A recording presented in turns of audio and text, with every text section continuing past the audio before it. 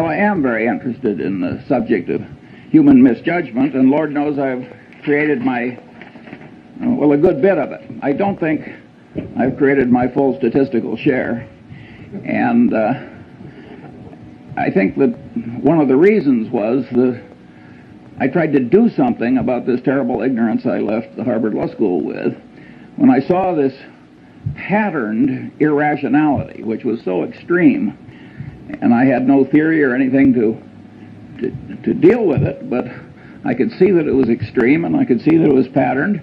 I just started to create my own system of psychology, partly by casual reading, but largely from personal experience, and I used that pattern to help me get through life. Fairly late in life, I stumbled into this book, Influence, by a psychologist named Bob Cialdini, who became a super tenured hotshot on a 2,000-person faculty at a very young age. And he wrote this book, which has now sold 300,000 copies, which is remarkable for it's an academic book aimed at a popular audience. And that filled in a lot of holes in my crude system. And when those holes had filled in, I thought I had a system that was a good working tool, and I'd like to share that one with you. And I came here because behavioral economics, how could economics not be behavioral? If it isn't behavioral, what the hell is it? I think it's fairly clear that all reality has to respect all other reality. If you come to inconsistencies, they have to be resolved. And so the idea of, if there's anything valid in psychology, economics has to recognize it, and vice versa. So I think the people that are working on this fringe between economics and psychology are absolutely right to be there, and I think there's been plenty wrong over the years. Well, let me romp through as much of this list as I have time to get through. 24 standard causes of human misjudgment. First, under recognition of the power of what psychologists call reinforcement and economists call incentives. Well, you can say everybody knows that.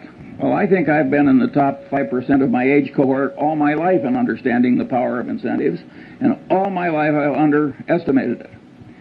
And never a year passes but when I get some surprise that pushes my limit a little farther. So one of my favorite cases about the power of incentives is the Federal Express case, where heart and soul of the integrity of the system is that all the packages have to be shifted rapidly in one central location each night. And the system has no integrity if the whole shift can't be done fast. And Federal Express had one hell of a time getting the thing to work. And they tried moral suasion, they tried everything in the world, and finally somebody got the happy thought that they were paying the night shift by the hour, and that maybe if they paid them by the shift, the system would work better. And lo and behold, that solution worked.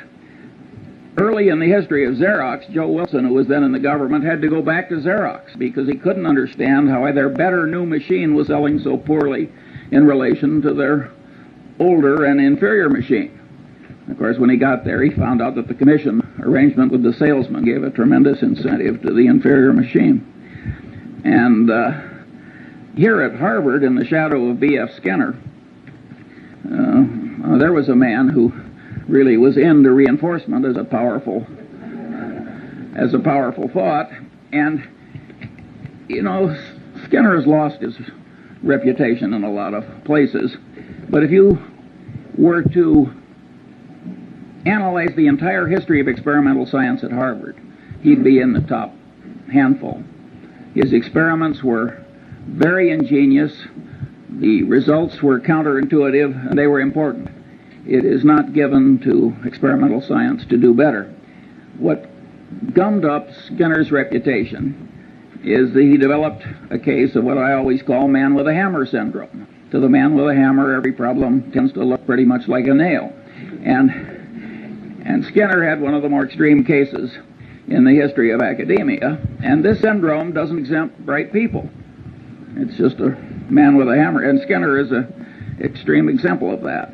And later, as I go down my list, let's go back and try and figure out why people like Skinner get man with a hammer syndrome. Incidentally, when I was at the Harvard Law School, there was a professor, naturally at Yale, who was derisively discussed at Harvard, and they used to say, "Poor old Blanchard, he thinks declaratory judgments will cure cancer." And that's the way Skinner got. And not only that, he was literary, and he scorned opponents who had any different way of thinking or thought anything else was important. This is not a way to make a lasting reputation if the other people turn out to also be doing something important. My second factor is simple psychological denial. This first really hit me between the eyes when a friend of our family had a super athlete, super student son who flew off a carrier in the North Atlantic and never came back. And his mother, who was a very sane woman, just never believed he was dead. And of course, if you turn on the television, you find the mothers of the most obvious criminals that man could ever diagnose, and they all think their sons are innocent. Simple psychological denial. The reality is too painful to bear, so you just distort it until it's bearable. We all do that to some extent, and it's a common psychological misjudgment that causes terrible problems. Third, incentive-caused bias, both in one's own mind and that of one's trusted advisor, where it creates what economists call agency costs. Here, my early experience was a doctor who sent bushel baskets full of normal gallbladders down to the pathology lab in a leading hospital in Lincoln, Nebraska. And with that quality control for which community hospitals are famous, about 5 years after he should have been removed from the staff, he was. And one of the old doctors who participated in the removal was also a family friend. And I asked him, I said, "Tell me, did he think here's a way for me to exercise my talents?" This guy was very skilled, technically, and make a high living by doing a few maimings and murders every year, along with some frauds. He said, "Hell no, Charlie. He thought that the gallbladder was the source of all medical evil, and that if you really loved your patients, you couldn't get that organ out rapidly enough." Now that's an extreme case, but in lesser strength, it's present in every profession and in every human being, and it causes perfectly terrible behavior. If you take sales presentations of brokers of commercial real estate and businesses, I'm 70 years old. I've never seen one I thought was even within hailing distance of objective truth. And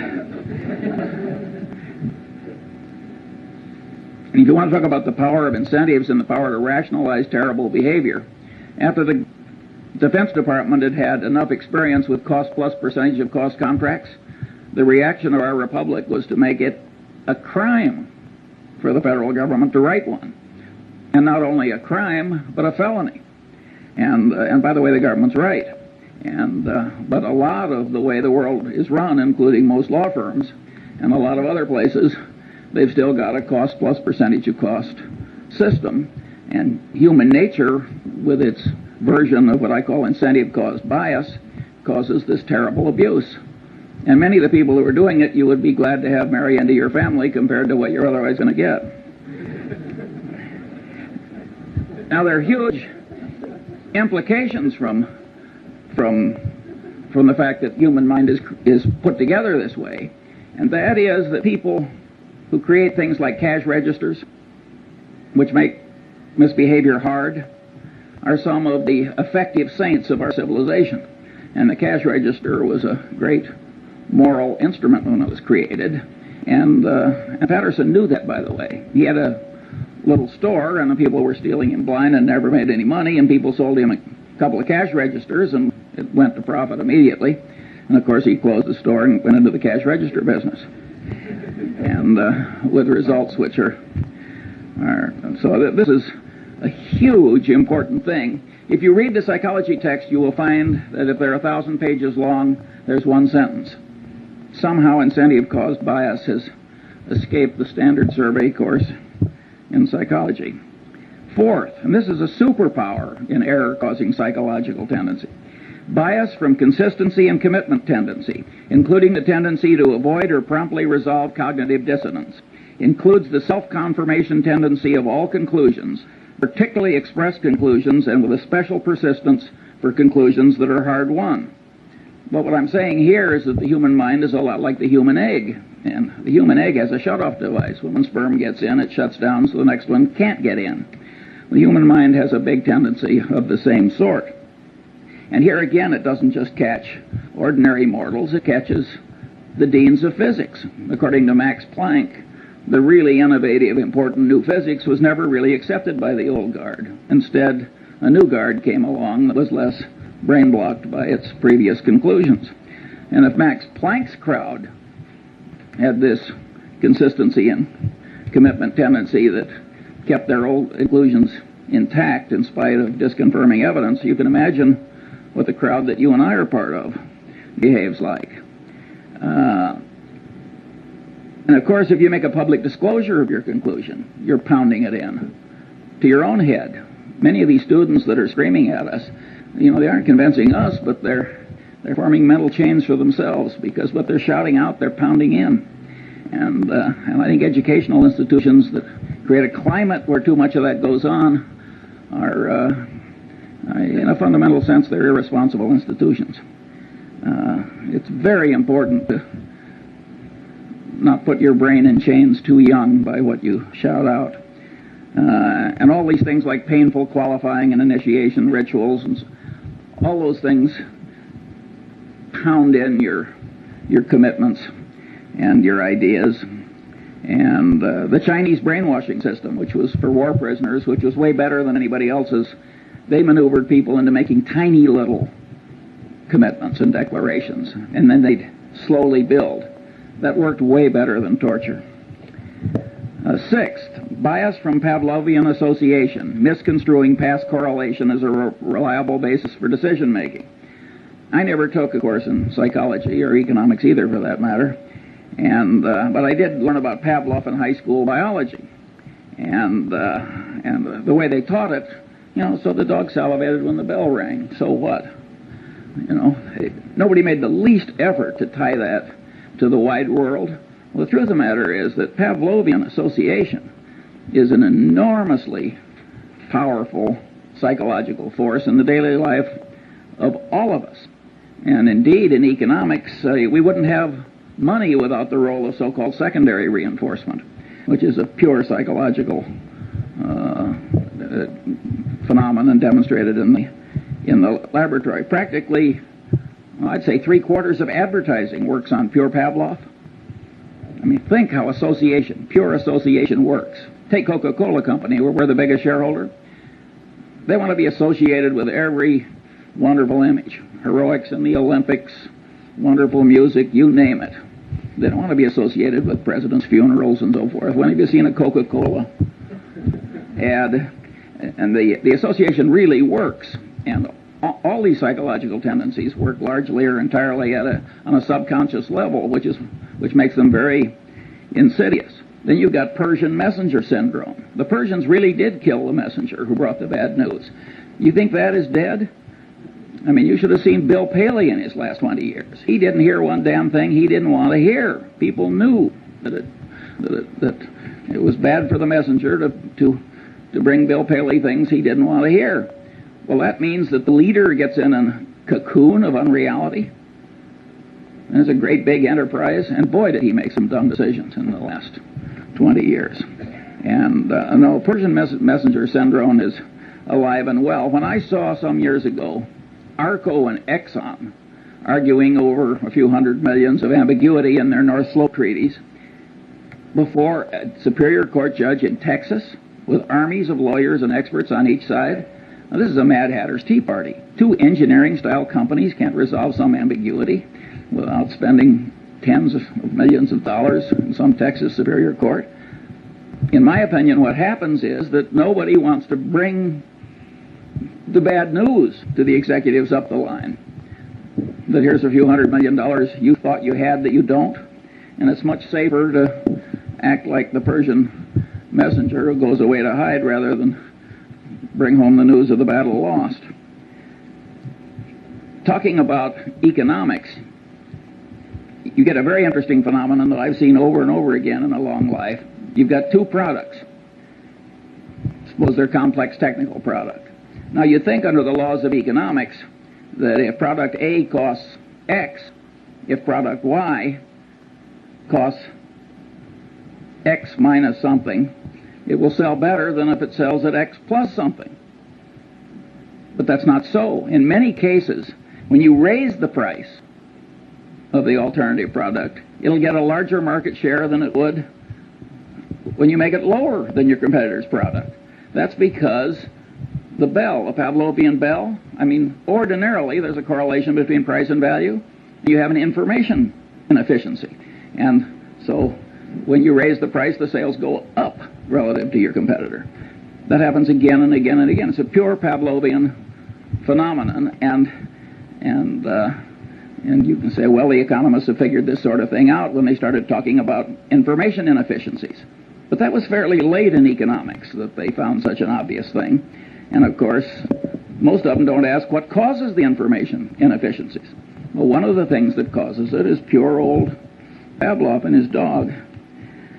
Now you've got bias from Skinnerian association, operant conditioning, where you give the dog a reward and pound in the behavior that preceded the dog's getting the award. And of course, Skinner was able to create superstitious pigeons by having rewards come, by accident with certain occurrences. And of course, we all know people who are the human equivalents of superstitious pigeons. That's a very powerful phenomenon. And of course, operant conditioning really works. The people in the center who think that operant conditioning is important are very much right. It's just that Skinner overdid it a little. Where you see in business just perfectly horrible results from psychologically rooted tendencies is in accounting. If you take Westinghouse, which blew $2 or $3 billion pre-tax at least, loaning developers to build hotels and virtually 100% loans. Now you say any idiot knows that there's one thing you don't like, it's a developer, and another you don't like, it's a hotel. And to make 100% loan to a developer who's going to build a hotel. But this guy, he probably was an engineer or something, and he didn't take psychology any more than I did, and he got out there in the hands of these slick salesmen operating under their version of incentive cost bias, where any damn way of getting Westinghouse to do it was considered normal business, and they just blew it. That would never have been possible if the accounting system hadn't been such that for the initial phase of every transaction, it showed wonderful financial results. So people who have loose accounting standards are just inviting perfectly horrible behavior in other people, and it's a sin. It's an absolute sin.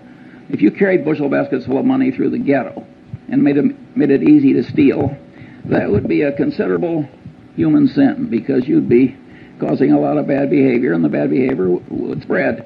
Similarly, an institution that gets sloppy accounting commits a real human sin, and it's also a dumb way to do business, as Westinghouse has so wonderfully proved.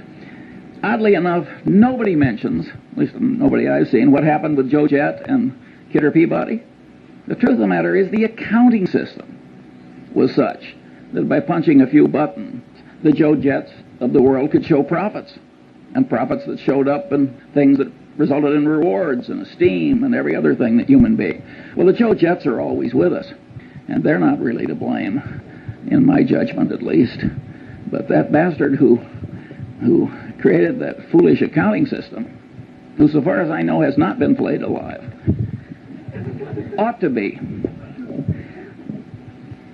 Seventh, bias from reciprocation tendency, including the tendency of one in a role to act as other persons expect. Well, here again, Cialdini does a magnificent job at this, and you're all going to be given a copy of Cialdini's book. And if you have half as much sense as I think you do, you will immediately order copies for all of your children and several of your friends. You will never make a better investment. It is so easy to be a patsy for what he calls the compliance practitioners of this life. And but at any rate, reciprocation tendency is a very, very powerful phenomenon, and Cialdini demonstrated this by running around a campus, and he asked people to take juvenile delinquents to the zoo. And it was a campus, and so 1 in 6 actually agreed to do it. And after he'd accumulated the statistical output, he went around on the same campus, and he asked other people, he said, gee, would you devote 2 afternoons a week to taking juvenile delinquents somewhere and suffering greatly yourself to help them? And there he got 100% of the people to say no. But after he made the first request, he backed off a little. He said, well, would you at least take them to the zoo 1 afternoon? He raised the compliance rate from 1/3 to 1/2. He got 3 times the success by just going through the little ask for a lot and back off. Now, if the human mind on a subconscious level can be manipulated that way, and you don't know it, well, I always use the phrase, you're like a one-legged man in an ass-kicking contest. You are really giving a lot of quarter to the external world that you can't afford to give. And on this so-called role theory, where you tend to act in the way that other people expect, that's reciprocation, if you think about the way society is organized. And a guy named Zimbardo had people at Stanford divide into 2 pieces. One were the guards and the other were the prisoners. And they started acting out roles as people expected. He had to stop the experiment after about 5 days. He was getting into human misery and breakdown and pathological behavior. I mean, it was awesome. However, Zimbardo is greatly misinterpreted. It's not just reciprocation tendency and role theory that caused that. It's consistency and commitment tendency. Each person, as he acted as a guard or a prisoner, the action itself was pounding in the idea. Wherever you turn, this consistency and commitment tendency is affecting you. In other words, what you think may change what you do, but perhaps even more important, what you do will change what you think. And you can say, everybody knows that. I want to tell you, I didn't know it well enough early enough. 8.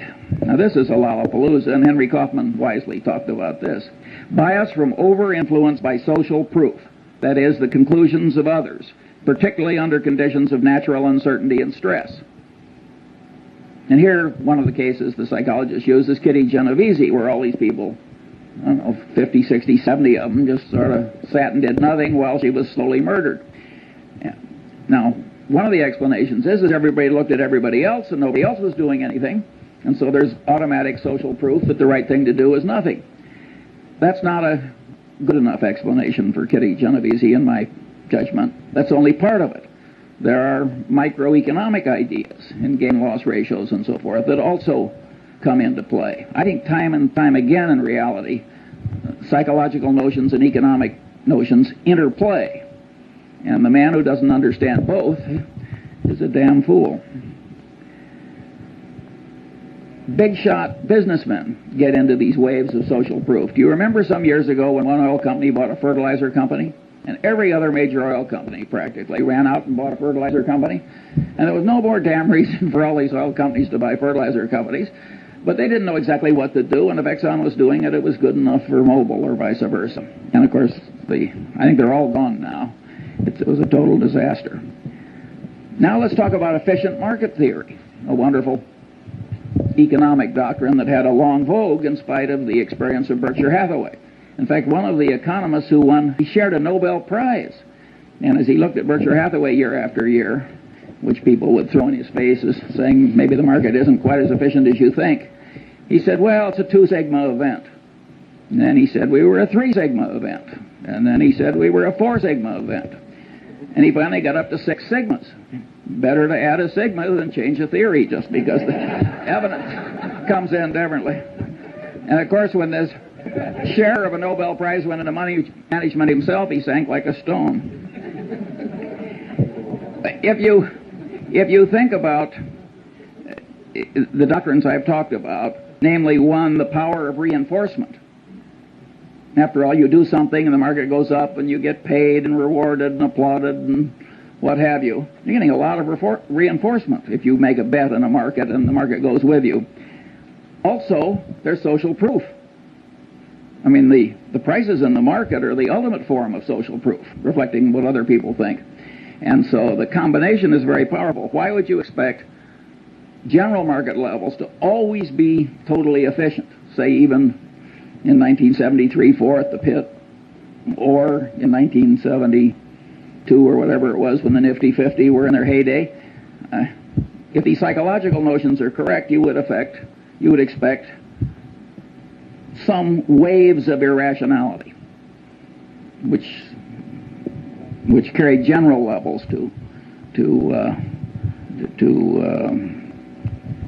so they're inconsistent with reason.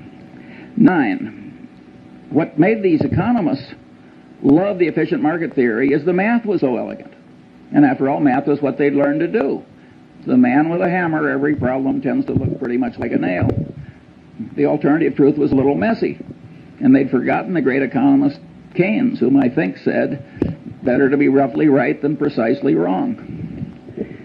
9. Bias from contrast cause distortions of sensation, perception, and cognition. Here, the great experiment that Cialdini does in his class is he takes 3 buckets of water. One's hot, one's cold, and one's room temperature. He has the student stick his left hand in the hot water and his right hand in the cold water. Then he has them remove the hands and put them both in the room temperature bucket. And of course, with both hands in the same bucket of water, one seems hot and the other seems cold, because the sensation apparatus of man is over-influenced by contrast. It has no absolute scale. It's got a contrast scale in it. And it's a scale with quantum effects in it, too. It takes a certain percentage change before it's noticed. Maybe you've had a magician remove your watch. I certainly have, without your noticing it. It's the same thing. He's taking advantage of of contrast type troubles in your sensory apparatus. But here the great truth is that cognition mimics sensation, and the cognition manipulators mimic the watch removing magician. In other words, people are manipulating you all day long on this contrast phenomenon. Cialdini cites the case of the real estate broker, and you got the rube that's been transferred into your town, and the first thing you do is you take the rube out to 2 of the most awful overpriced houses you've ever seen. And then you take the rube to some moderately overpriced house, and then you stick them. And it works pretty well, which is why the real estate salesmen do it. And it's always going to work. And the accidents of life can do this to you, and it can ruin your life. In my generation, when women lived at home until they got married, I saw some perfectly terrible marriages made by highly desirable women because they lived in terrible homes. And I've seen some terrible second marriages which were made because they were slight improvements over an even worse first marriage. And you think you're immune from these things and you laugh, and I want to tell you, you aren't. And my favorite analogy, I can't vouch for the accuracy of. I have this worthless friend I like to play bridge with, and he's a total intellectual amateur that lives on inherited money. But he told me once something I really enjoyed hearing. He said, Charlie, he says, if you throw a frog into very hot water, the frog will jump out. But if you put the frog in room temperature water and just slowly heat the water up, the frog will die there. Now, I don't know whether that's true about a frog, but it sure as hell true about many of the businessmen I know. And there again, it is the contrast phenomenon. These are hotshot, high-powered people. I mean, these are not fools. If it comes to you in small pieces, you're likely to miss. So you have to, if you're going to be a person of good judgment, you have to do something about this warp in your head where it's so misled by mere contrast. Bias from over-influence by authority. Well, here the Milgram experiment, as it's caused, I think there have been 1,600 psychological papers written about Milgram. And he had a person posing as an authority figure trick ordinary people into giving what they had every reason to expect was heavy torture by electric shock to perfectly innocent fellow citizens. And the experiment has been, he was trying to show that why Hitler succeeded and a few other things. So this really caught the fancy of the world. Partly it's so politically correct, and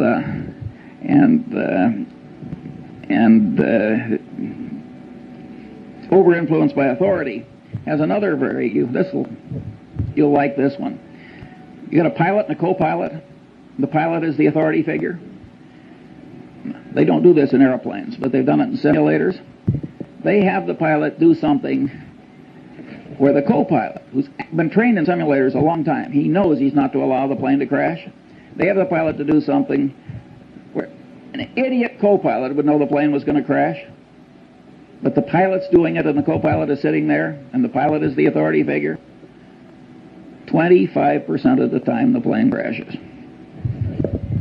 I mean, this is a very powerful psychological tendency. It's not quite as powerful as some people think, and I'll get to that later. 11. Bias from deprival superreaction syndrome, including bias caused by present or threatened scarcity, including threatened removal of something almost possessed but never possessed. Here I took the Munger dog. Lovely, harmless dog. The only way to get that dog to bite you was to try and take something out of its mouth after it was already there. And any of you who've tried to do takeaways in labor negotiations will know that the human version of that dog is there in all of us. And I had a predecessor on a little island where I have a house, and his next door neighbor put a little pine tree in that was about 3 feet high, and it turned his 180-degree view of the harbor into 179 3/4. Well, they had a blood feud like the Hatfields and McCoys, and it went on and on and on. And I mean, people are really crazy about minor decrements down. And then, if you act on them, you get into reciprocation tendency, because you don't just reciprocate affection, you reciprocate animosity, and the whole thing can escalate. And so, huge insanities can come from just subconsciously overweighing the importance of what you're losing or almost getting and not getting. And the extreme business case here was New Coke. Now, Coca-Cola has the most valuable trademark in the world. We're the major shareholder. I mean, I think we understand that trademark. Coke has armies of brilliant engineers, lawyers, psychologists, advertising executives, and so forth. And they had a trademark on a flavor, and they'd spent the better part of 100 years getting people to believe that trademark had all these intangible values too. And people associated it with a flavor. And so they were going to tell people not that it was improved, because you can't improve a flavor. If a flavor is a matter of taste, I mean, you may improve a detergent or something, but telling you're going to make a major change in a flavor. I mean, so they got this huge deprival superreaction syndrome. Pepsi was within weeks of coming out with old Coke in a Pepsi bottle, which would have been the biggest fiasco in modern times. Perfect insanity. And by the way, both Goizueta and Keogh are just wonderful about it. I mean, they just joke. I mean, they don't. Keogh always says, I must have been away on vacation. He participated in every single... He's a wonderful guy. And by the way, Goizueta is a wonderful, smart guy, an engineer. Smart people make these terrible boners. How can you not understand deprival superreaction syndrome? But people do not react symmetrically to loss and gain. Now, maybe a great bridge player like Zeckhauser does, but that's a trained response. Ordinary people, subconsciously affected by their inborn tendencies. Bias from envy, jealousy. Well, envy, jealousy made what, 2 out of the 10 commandments? Those of you who have raised siblings, you know about or tried to run a law firm or investment bank or even a faculty. I've heard Warren say 6 times, it's not greed that drives the world, but envy. Here again, you go through the psychology survey courses, And you go to the index, envy, jealousy, 1,000-page book. It's blank. There's some blind spots in academia, but it's an enormously powerful thing, and it operates to a considerable extent on a subconscious level. And anybody who doesn't understand it is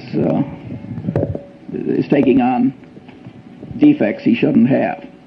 Bias from chemical dependency. Well, we don't have to talk about that. We've all seen so much of it, but it's interesting how it always causes moral breakdown if there's any need, and it always involves massive denial. So it's just, it aggravates what we talked about earlier in the aviator case, the tendency to distort reality so that it's endurable. Bias from misgambling compulsion. Well, here Skinner made the only explanation you'll find in the standard psychology survey course. He, of course, created a variable reinforcement rate for his pigeons, his mice, and he found that that would pound in the behavior better than any other reinforcement pattern. And he says, aha, I've explained why gambling is such a powerful, addictive force in a civilization. I think that is, to a very considerable extent, true. But being Skinner, he seemed to think that was the only explanation. But the truth of the matter is that the devisers of these modern machines and techniques know a lot of things that Skinner didn't know. For instance, a lottery. You have a lottery where you get your number by lot, and then somebody draws a number by lot. It gets lousy play. You get a lottery where people get to pick their number. Get big play. Again, it's this consistency and commitment thing. People think that if they have committed to it, it has to be good. And the minute they've picked it themselves, it gets an extra validity. After all, they thought it and they acted on it. And then if you take slot machines, you get bar, lemon. That happens again and again and again. You get all these near misses. Well, that's deprival superreaction syndrome. And boy, do the people who create the machines understand human psychology. And if you got, for the high IQ crowd, they've got poker machines where you make choices. So you can play blackjack, so to speak, with the machine. It's wonderful what we've done with our computers to ruin a civilization. And but anyway, misgambling compulsion is a very, very powerful and important thing. Look at what's happening to our country. Every Indian reservation, every river town, and look at the people who are ruined by it with the aid of their stockbrokers and others. And again, if you look in the standard textbook of psychology, you'll find practically nothing on it except maybe one sentence talking about Skinner's rats. That is not an adequate coverage of the subject. Bias from liking distortion, including the tendency to especially like oneself, one's own kind, and one's own idea structures, and the tendency to be especially susceptible to being misled by someone liked. Disliking distortion, bias from that. The reciprocal of liking distortion, and the tendency not to learn appropriately from someone disliked. Well, here again we've got hugely powerful tendencies, and if you look at the wars in part of the Harvard Law School as we sit here, you can see that very brilliant people get into this almost pathological behavior. And these are very, very powerful, basic, subconscious psychological tendencies, or at least partly subconscious. Now let's get back to B.F. Skinner, man with a hammer syndrome revisited. Why is man with the hammer syndrome always present? Well, if you stop to think about it, it's incentive-caused bias. His professional reputation is all tied up with what he knows. He likes himself and he likes his own ideas, and he's expressed them to other people. Consistency and commitment tendency. I mean, you got 4 or 5 of these elementary psychological tendencies combining to create this man with a hammer syndrome. And once you realize that you can't really buy your thinking done, partly you can, but largely you can't in this world, you have learned a lesson that's very useful in life. George Bernard Shaw said, and had a character say in The Doctor's Dilemma, in the last analysis, every profession is a conspiracy against the laity. But he didn't have it quite right, because it isn't so much a conspiracy as it is a subconscious psychological tendency. The guy tells you what is good for him. He doesn't recognize that he's doing anything wrong any more than that doctor did when he was pulling out all those normal gallbladders. And he believes that his own idea structures will cure cancer. And he believes that the demons that he's the guardian against are the biggest demons and the most important ones. And in fact, they may be very small demons compared to the demons that you face. So you're getting your advice in this world from your paid advisor with this huge load of ghastly bias. And woe to you. There are only two ways to handle it. You can hire your advisor and then just apply a windage factor, like I used to do when I was a rifle shooter. I just adjust for so many miles an hour of wind. Or you can learn the basic elements of your advisor's trade. You don't have to learn very much, by the way, because you learn just a little, and then you can make him explain why he's right. And those two tendencies will take part of the warp out of the thinking you've tried to hire done. By and large, it works terribly. I have never seen a management consultant's report in my long life that didn't end with the following paragraph: what this situation really needs is more management consulting. Never once. I always turn to the last page. Of course, Berkshire Hathaway doesn't hire them, so I only do this on sort of a voyeuristic basis. Sometimes I'm in a non-profit where some idiot hires one.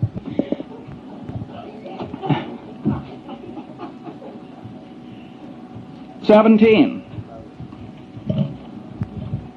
Bias from the non-mathematical nature of the human brain in its natural state, as it deals with probabilities employing crude heuristics, and is often misled by mere contrast, a tendency to overweigh conveniently available information, and other psychologically rooted misthinking tendencies on this list, when the brain should be using the simple probability mathematics of Fermat and Pascal, applied to all reasonably obtainable and correctly weighted items of information that are of value in predicting outcomes. The right way to think is the way Zeckhauser plays bridge. It's just that simple. And your brain doesn't naturally know how to think the way Zeckhauser knows how to play bridge. Now, you notice I put in that availability thing, and there I'm mimicking some very eminent psychologists, Kahneman, I hope I pronounced that right, and Tversky, who raised the idea of availability to a whole heuristic of misjudgment. And, they are very substantially right. I mean, ask the Coca-Cola Company, which has raised availability to a secular religion, if availability changes behavior. You will drink a hell of a lot more Coke if it's always available.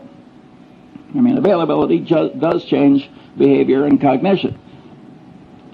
Nonetheless, even though I recognize that and applaud Tversky and Kahneman, I don't like it for my personal system, except as part of a greater subsystem, which is, you got to think the way Zeckhauser plays the bridge. It isn't just the lack of availability that distorts your judgment.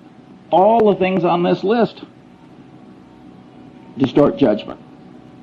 And I want to train myself to kind of mentally run down the list instead of just jumping on availability. So that's why I state it the way I do. In a sense, these psychological tendencies make things unavailable. Because if you quickly jump to one thing, and then because you've jumped to it, the consistency and commitment tendency makes you lock in, boom, that's error number one. Or if something is very vivid, which I'm going to come to next, that will really pound in. And the reason that the thing that really matters is now unavailable, and what's extra vivid wins, is, I mean, the extra vividness creates the unavailability. So I think it's much better to have a whole list of things that cause you to be less like Zeckhauser than it is just to jump on one factor. Here, I think we should discuss John Gutfriend. This is a very interesting human example which will be taught in every decent professional school for at least a full generation. Goodfriend has a trusted employee, and it comes to light, not through confession, but by accident, that the trusted employee has lied like hell to the government and manipulated the accounting system, and it was really equivalent to forgery. And the man immediately says, "I've never done it before. I'll never do it again. It was an isolated example." And of course, it was obvious that he was trying to help the government as well as himself, because he thought the government had been dumb enough to pass a rule that he'd spoken against. And after all, if a government's not going to pay attention to a bond trader at Solomon, what kind of a government can it be? But at any rate, and this guy has been part of a little clique that has made, way over $1 billion for Solomon in the very recent past. And it's a little handful of people. And so there are a lot of psychological forces at work. And you know the guy's wife, and he's right in front of you, and there's human sympathy, and he's sort of asking for your help, which is the form which encourages reciprocation, and there are all these psychological tendencies are working, plus the fact he's part of a group that will pay a lot of money for you. At any rate, Goodfriend does not cashier the man. And of course, he had done it before, and he did do it again. Well, now you look as though you almost wanted him to do it again. Or God knows what you look like, but it isn't good. And that simple decision destroyed John Goodfriend. And it's so easy to do. Now let's think it through like the bridge player, like Zeckhauser. You find an isolated example of a little old lady in the Seas Candy Company, one of our subsidiaries, getting into the till. And what does she say? "I never did it before. I'll never do it again. This is going to ruin my life. Please help me." And you know her children and her friends, and she's been around 30 years, and standing behind the candy counter with swollen ankles, and you're an old lady. It isn't that glorious a life. And you're rich and powerful, and there she is. "I never did it before. I'll never do it again." Well, how likely is it that she never did it before? If you're going to catch 10 embezzlements a year, what are the chances that any one of them, applying what Tversky and Kahneman call baseline information, will be somebody who only did it this once? And the people who have done it before and are going to do it again, what are they all going to say? Well, in the history of the Seas Candy Company, they always say, "I never did it before, and I'm never going to do it again." And we cashier them. It would be evil not to, because terrible behavior spreads. Remember, what was it, Serpico? I mean, you let that stuff, you got social proof, you got incentive caused bias, you got a whole lot of psychological factors that will cause the evil behavior to spread. And pretty soon the whole your place is rotten, the civilization is rotten.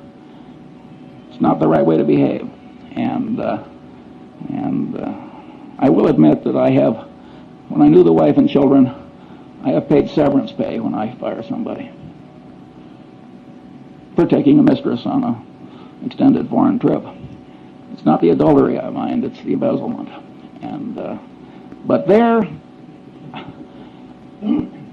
I wouldn't do it where Goodfriend did it, where they've been cheating somebody else on my behalf. There, I think you have to cashier. But if they're just stealing from you and you get rid of them, I don't think you need the last ounce of vengeance.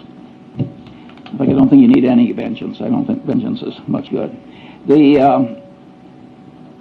Now we come bias from over-influence by extra vivid evidence. Here's one that I'm at least $30 million poorer as I sit here giving this little talk, because I once bought 300 shares of a stock, and the guy called me back and said, "I've got 1,500 more. I said, "Will you hold it for 15 minutes while I think about it?" And the CEO of this company, I have seen a lot of vivid peculiarities in a long life, but this guy set a world record. I'm talking about the CEO, and I just misweighed it. The truth of the matter is his situation was foolproof. He was soon going to be dead.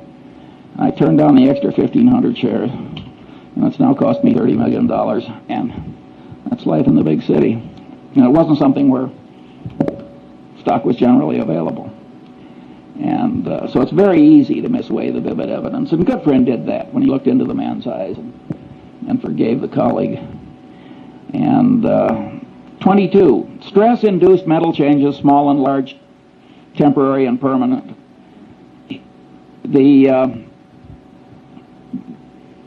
I've skipped one. Mental confusion caused by information not arrayed in the mind in theory structures, creating sound generalizations developed in response to the question why. Also misinfluence from information that apparently but not really answers the question why. Also failure to obtain deserved influence caused by not properly explaining why. Well, we all know people who flunk, and they try and memorize, and they try and spout back, and it doesn't work. The brain doesn't work that way. You've got to array facts on theory structures answering the question why. If you don't do that, you cannot handle the world. And now we get to Feuerstein, who was the general counsel of Salomon when Goodfriend made his big error. And Feuerstein knew better. He told Goodfriend, you have to report this as a matter of morality and prudent business judgment. He said, it's probably not illegal, there's probably no legal duty to do it, but you have to do it as a matter of prudent conduct and proper dealing with your main customer. And he said that to Goodfriend on at least 2 or 3 occasions, and he stopped. And of course the persuasion failed, and when Goodfriend went down, Feuerstein went with him, and it ruined a considerable part of Feuerstein's life. Well, Feuerstein was a member of the Harvard Law Review who made an elementary psychological mistake. You want to persuade somebody, you really tell them why. And what have we learned in lesson 1? Incentives really matter. He should have told, and vivid evidence really works. He should have told Goodfriend, you are likely to ruin your life and disgrace your family and lose your money. And is Mosier worth this? I know both men, that would have worked. So Feuerstein flunked elementary psychology, this very sophisticated, brilliant lawyer. Well, don't you do that. It's not very hard to do, just to remember that why is terribly important. Other normal limitations of sensation, memory, cognition, and knowledge, well, I don't have time for that. Stress-induced mental changes. Here my favorite example is the great Pavlov, and he had all these dogs in cages which had all been conditioned into changed behaviors. And the great Leningrad flood came, and just went right up, and the dog's in a cage, and the dog had as much stress as you can imagine a dog ever having. And the water receded in time to save some of the dogs, and Pavlov noted that they'd had a total reversal of their conditioned personality. Well, being the great scientist he was, he spent the rest of his life giving nervous breakdowns to dogs. And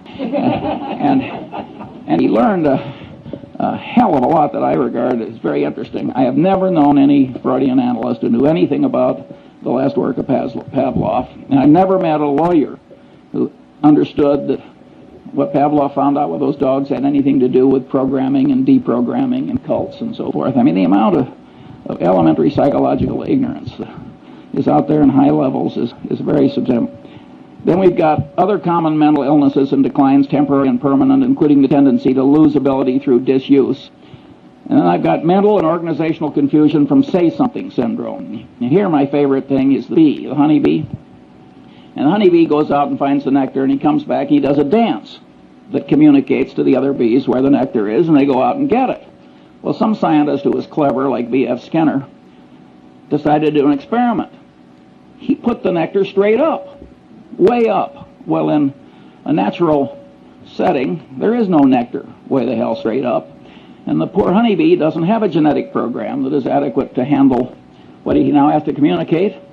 And you'd think the honeybee would come back to the hive and slink into a corner. But he doesn't. He comes into the hive and does this incoherent dance. And all my life I've been dealing with the human equivalent of that honeybee. And And it's a very important part of human organization to set things up so the noise and the reciprocation and so forth of all these people who have what I call say-something syndrome don't really affect the decisions. Now, the time has come to ask 2 or 3 questions. This is the most important question in this whole talk. What happens when these standard psychological tendencies combine? What happens when the situation or the artful manipulation of man causes several of these tendencies to operate on a person toward the same end at the same time? The clear answer is the combination greatly increases power to change behavior compared to the power of merely one tendency acting alone. Examples are Tupperware parties. Tupperware has now made billions of dollars out of a few manipulative psychological tricks. It was so schlock that directors of Justin Dart's company resigned when he crammed it down his board's throat.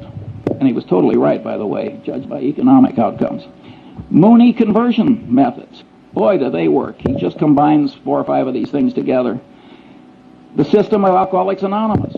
A 50% no drinking rate outcome when everything else fails. It's a very clever system that uses 4 or 5 psychological systems at once toward, I might say, a very good end.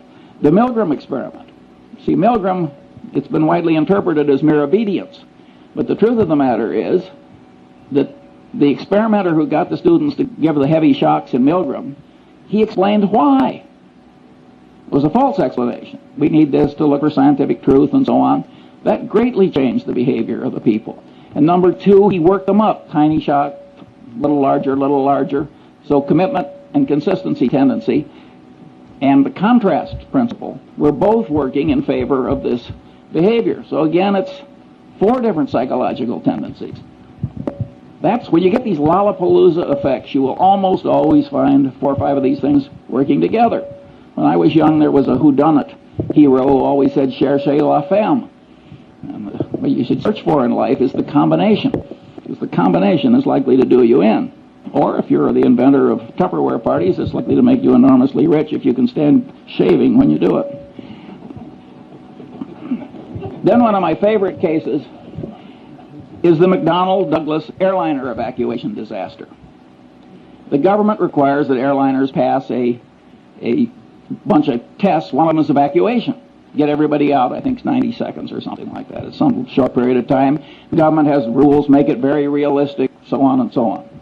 You can't select nothing but 20-year-old athletes to evacuate your airliner. So McDonnell-Douglas schedules one of these things in a hangar, and they make the hangar dark, and the concrete floor is 25 feet down, and they got these little rubber chutes, and they got all these old people, and they ring the bell, and they all rush out, and in the morning, when the first test is done, they create, 20 terrible injuries that will go off to hospitals. And of course, they scheduled another one for the afternoon. By the way, they didn't meet the time schedule either, in addition to causing all the injuries. Well, so what do? They do it again in the afternoon. Now they create 20 more injuries and 1 case of a severed spinal column with permanent unfixable paralysis. These are engineers, these are brilliant people, this is thought over through in a big bureaucracy. Again, it's a combination of a tendency. Authorities told you to do it. He told you to make it realistic. You've decided to do it. You've decided to do it twice. Incentive cost bias. If you pass, you save a lot of money. You've got to jump this hurdle before you can sell your new airliner. Again, 3, 4, 5 of these things work together, and it turns human brains into mush. And maybe you think this doesn't happen in picking investments? If so, you're living in a different world than I am. Finally, the open outcry auction.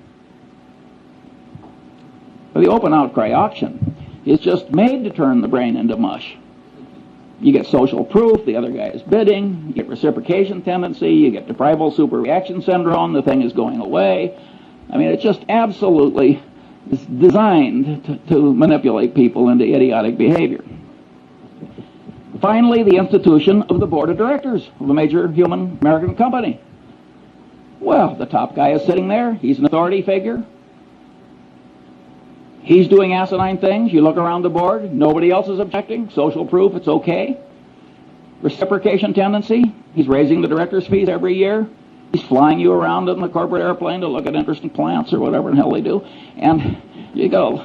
And you really get extreme dysfunction as a corrective decision-making body in the typical American board of directors. They only act, again, the power of incentives, they only act when it gets so bad that it starts reflecting, making them look foolish or threatening legal liability to them. That's Munger's rule. I mean, there are occasional things that don't follow Munger's rule, but by and large, the board of directors is a very ineffective corrector if the top guy is a little nuts, which of course frequently happens. The second question: isn't this list of standard psychological tendencies improperly tautological compared with the system of Euclid? That is, aren't there overlaps, and can't some items on the list be derived from combinations of other items? The answer to that is plainly yes. 3, what good is in the practical world is the thought system indicated by the list? Isn't practical benefit prevented because these psychological tendencies are programmed into the human mind by broad evolution, so we can't get rid of them? Broad evolution, I mean the combination of genetic and cultural evolution, but mostly genetic. Well, the answer is the tendencies are partly good, and indeed probably much more good than bad, otherwise they wouldn't be there. By and large, these rules of thumb have worked pretty well for man given his limited mental capacity, and that's why they were programmed in by broad evolution. At any rate, they can't be simply washed out automatically, and they shouldn't be. Nonetheless, the psychological thought system described is very useful in spreading wisdom and good conduct when one understands it and uses it constructively. Here are some examples. Karl Braun's communication practices. He designed oil refineries with spectacular skill and integrity. He had a very simple rule. Remember I said why is important? You got fired in the Braun Company. You had to have 5 W's. You had to tell who what you wanted to do, where and when, and you had to tell him why. And if you wrote a communication and left out the why, you got fired. Because Braun knew it's complicated building an oil refinery. It can blow up, all kinds of things happen. And he knew that his communication system worked better if you always told him why. That's a simple discipline, and boy does it work. 2, the use of simulators in pilot training. Here again, abilities attenuate with disuse. Well, the simulator is God's gift because you can keep them fresh. The system of Alcoholics Anonymous. That's certainly a constructive use of somebody understanding psychological tendencies. I think they just blundered into it, as a matter of fact. So you can regard it as kind of an evolutionary outcome. But just because they blundered into it doesn't mean you can't invent its equivalent when you need it for a good purpose. Clinical training in medical schools. Here's a profoundly correct way of understanding psychology. The standard practice is watch one, do one, teach one. Boy, does that pound in what you want pounded in. Again, the consistency and commitment tendency. And that is a profoundly correct way to teach clinical medicine. The rules of the U.S. Constitutional Convention. Totally secret, no vote until the final vote, then just one vote on the whole Constitution. Very clever psychological rules. And if they had a different procedure, everybody would have been pushed into a corner by his own pronouncements and his own oratory and his own, and no recorded votes until the last one. And they got it through by a whisker with those wise rules. We wouldn't have had the Constitution if our forefathers hadn't been so psychologically acute. And look at the crowd we got now. 6, the use of Granny's rule. I love this. One of the psychologists who works with the Center gets paid a fortune running around America, and he teaches executives to manipulate themselves. Now, Granny's rule is you don't get the ice cream unless you eat your carrots. Well, Granny was a very wise woman. That is a very good system. And so this guy, very eminent psychologist, he runs around the country telling executives to organize their day. So they force themselves to do what's unpleasant and important by doing that first and then rewarding themselves with something they really like doing. He is profoundly correct. 7, the Harvard Business School's emphasis on decision trees. When I was young and foolish, I used to laugh at the Harvard Business School. I said, they're teaching 28-year-old people that high school algebra works in real life. We're talking about elementary probability. But later I I wised up and I realized that it was very important that they do that, and better late than never. 8, the use of postmortems at Johnson & Johnson. At most corporations, if you make an acquisition and it works out to be a disaster, all the paperwork and presentations that caused the dumb acquisition to be made are quickly forgotten. You got denial, you got everything in the world. You got Pavlovian association tendency. Nobody wants to even be associated with the damn thing or even mention it. Johnson & Johnson, they make everybody revisit their old acquisitions and wade through the presentations. That is a very smart thing to do. And by the way, I do the same thing routinely. 9, the great example of Charles Darwin is he avoided confirmation bias. Darwin probably changed my life because I'm a biography nut. And when I found out the way he always paid extra attention to the disconfirming evidence and all these little psychological tricks, I also found out that he wasn't very smart by the standards, the ordinary standards of human acuity. Yet there he is, buried in Westminster Abbey. That's not where I'm going, I'll tell you. And I said, my God, here's a guy that, by all objective evidence, is not nearly as smart as I am, and he's in Westminster Abbey. He must have tricks I should learn. And I started wearing little hair shirts like Darwin to try and train myself out of these subconscious psychological tendencies that cause so many errors. It didn't work perfectly, as you can tell from listening to this talk, but it would have been even worse if I hadn't done what I did.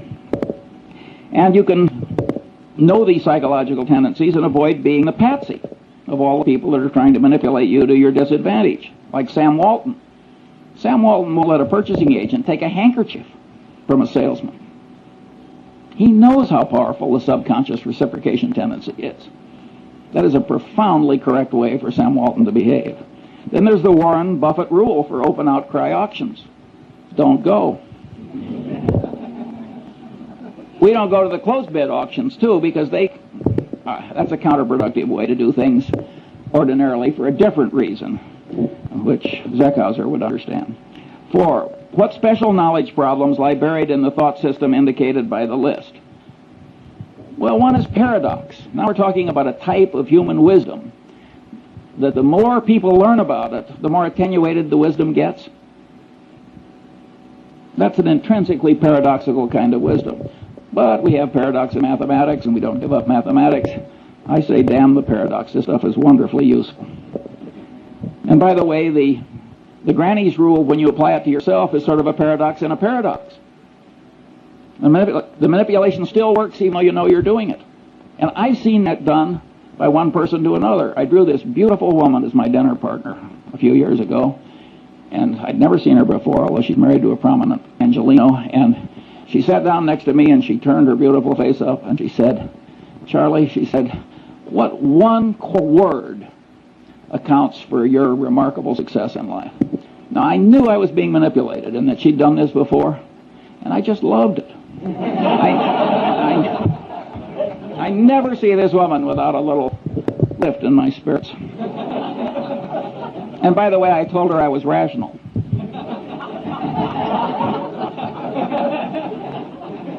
You'll have to judge yourself whether that's true. I may be demonstrating some psychological tendency I hadn't planned on demonstrating. How should the best parts of psychology and economics interrelate in an enlightened economist's mind? 2 views. That's the thermodynamics model. You can't derive thermodynamics from Newtonian gravity and laws of mechanics, even though it's a lot of little particles interacting. And here's this wonderful truth that you can sort of develop on your own, which is thermodynamics.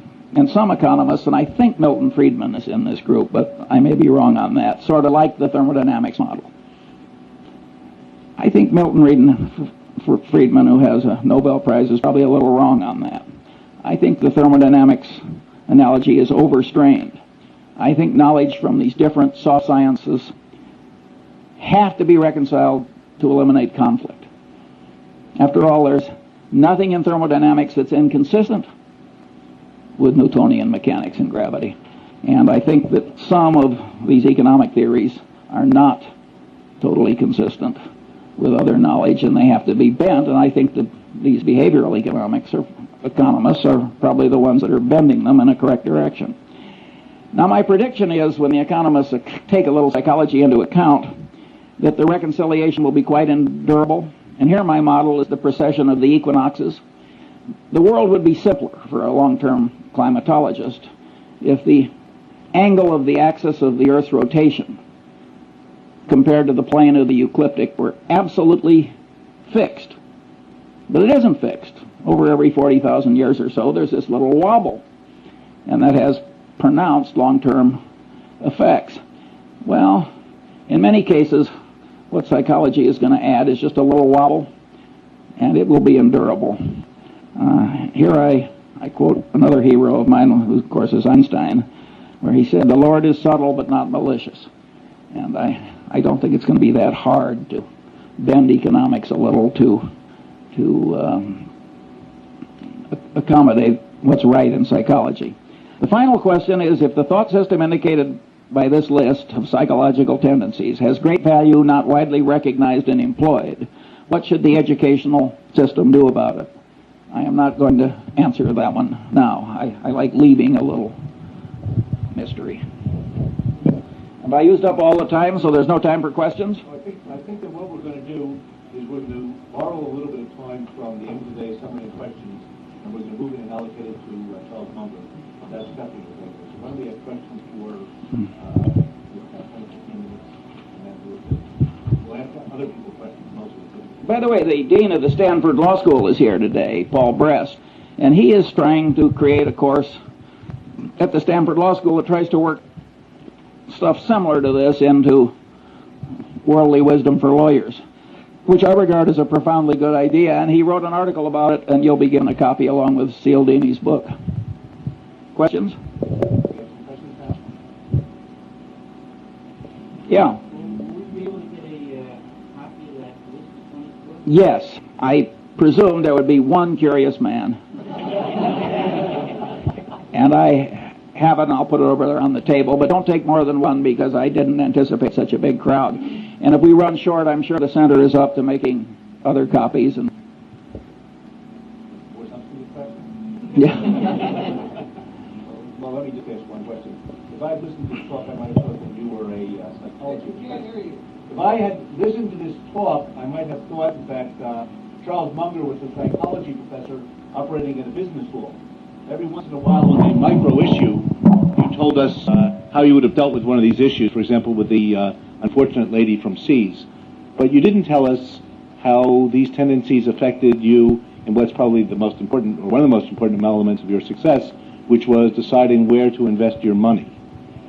And I'm wondering if you might relate some of these principles to some of your past decisions that way. Well, of course, an investment decision in the common stock of a company frequently involves a whole lot of factors interacting. Usually, of course, there's one big, simple model. And a lot of those models are microeconomic. And I have a little list of, it wouldn't be nearly 24 of those, but I don't have time for that one. And I don't have too much interest in teaching other people how to get rich. My personal, and that isn't because I fear the competition or anything like that. Warren has always been very open about what he's learned, and I share that ethos. My personal behavior model is Lord Keynes. I wanted to get rich so I could be independent, and so I could do other things like give talks on the intersection of psychology and economics. I didn't want to turn it into a total obsession. Yeah. Out of those 24, could you tell us the one rule that's most important? I would say the one thing that causes the most trouble is when you combine a bunch of these together, you get this Lollapalooza effect. And if you read the psychology textbooks, they don't discuss how these things combine, at least not very much. Do they multiply? Do they add? How does it work? I think it would be just an automatic subject for research, but it doesn't seem to turn the psychology establishment on. I think this is a man for Mars approach to psychology. I just reached in and took what I thought I had to have.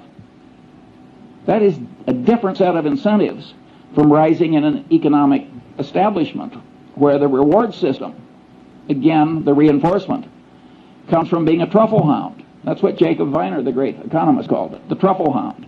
An animal so bred and trained for one narrow purpose that he wasn't much good at anything else. And that is the reward system in a lot of academic departments. It is not necessarily for the good. It may be fine if you want new drugs or something. You want people stunted in a lot of different directions so they can grow in one narrow direction. But I don't think it's good teaching psychology to the masses. In fact, I think it's terrible.